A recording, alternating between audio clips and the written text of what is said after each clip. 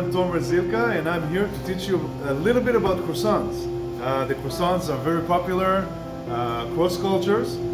Nice, buttery, flaky pastry. Can be served savory, can be sweet, can be plain. I personally love it with marmalade.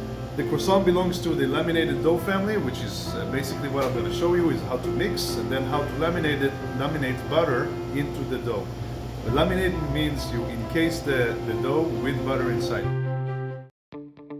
Tune in.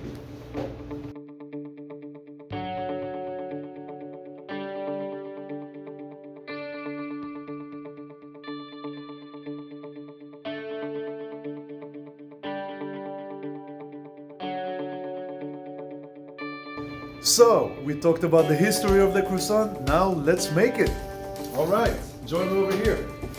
This is a very simple process. We're going to go with something called straight dough method. So we have yeast in here, we're going to join it here into the mixer.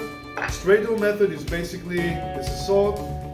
That means that we add everything to the mixer at the same time. We don't have to worry about what we put first in the bowl. Okay, I put sugar, salt, and yeast. I'm going to put water, put it in.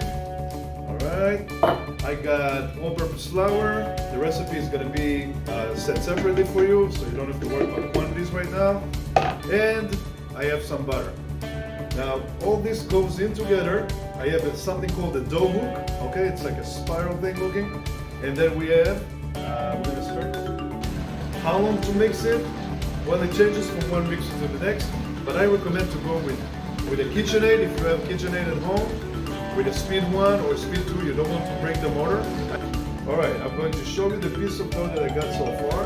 I created, this is basically dough.